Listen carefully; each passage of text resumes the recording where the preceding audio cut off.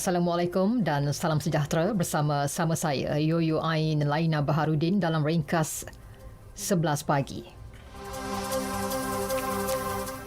Armenia dan Azerbaijan bersetuju memperbaharui gencatan senjata dalam konflik di Nagorno-Karabakh berkuat kuasa hari ini atas sebab kemanusiaan. Timbalan Setiausaha Jabatan Negara Amerika Syarikat Stephen Biegun berkata persetujuan dicapai dalam pertemuannya dengan Menteri Luar kedua-dua negara. Gencatan senjata akan bermula pukul 8 pagi waktu tempatan.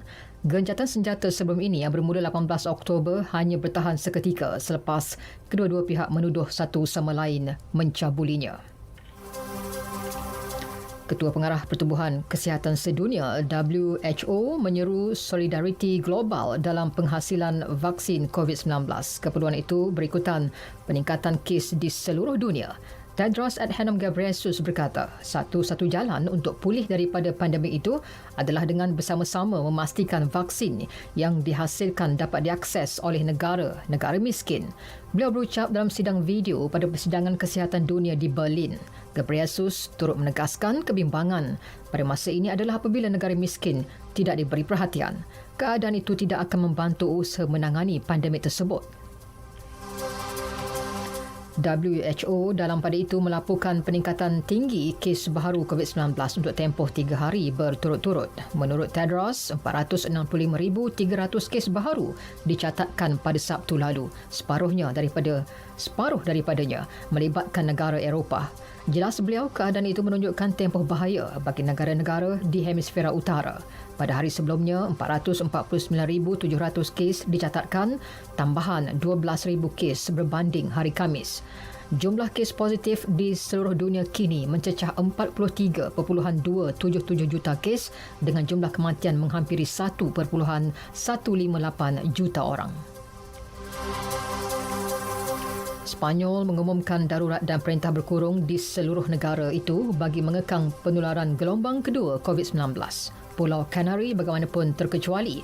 Perdana Menteri Pedro Sánchez berkata langkah itu paling berkesan bagi menangani penularan pandemik tersebut dalam keadaan yang semakin terdesak. Perintah berkurung bermula 11 malam hingga 6 pagi. Buat permulaan, perintah darurat akan dilaksana selama 15 hari. Kerajaan bagaimanapun merancang melanjutkannya sehingga 6 bulan. Sánchez bagaimanapun berkata ia akan ditarik balik jika keadaan semakin baik. Spanyol, negara Eropah pertama, merekod angka sejuta kes COVID-19 dengan kematian kini 35,000 orang. Perancis merekod kes jangkitan tertinggi pandemik COVID-19 iaitu 50,000 sehari. Menurut pihak berkuasa kesihatan awam negara itu, sebanyak 116 kematian direkodkan dalam tempoh sama. Ia menjadikan jumlah keseluruhan yang maut akibat wabak itu 34,761. Angka terbaru itu melonjakkan kes positif COVID-19 di Perancis melepasi 1.138 juta.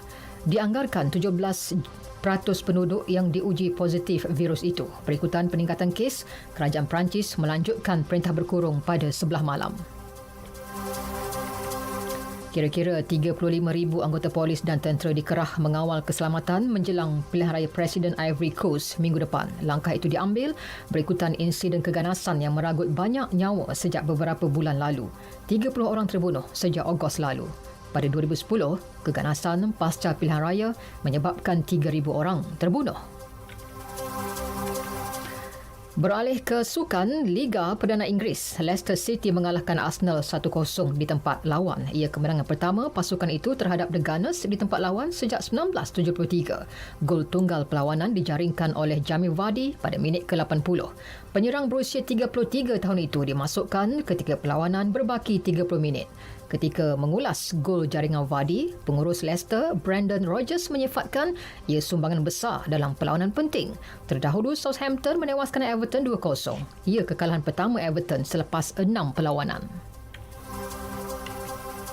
Lewis Hamilton muncul juara Grand Prix Portugal. Ia kejuaraan F1 kali ke-92. Pencapaian itu memecahkan rekod 14 tahun legenda F1 Michael Schumacher. Schumacher mengumpul rekod 91 kejuaraan. Dalam saingan di GP Portugal semalam, Hamilton menjuarai perlombaan dalam masa 1 jam 29 minit 56.828 saat. Seorang lagi pelumba Mercedes, Valtteri Bottas, di tempat kedua. Diikuti Max Verstappen daripada pasukan Red Bull. Sekian berita yang disunting oleh Norizan Omar dari Pusat Berita RTM. Terus patuhi SOP dan amalkan kawalan kendiri bagi memutuskan rantaian COVID-19. Assalamualaikum dan salam sejahtera.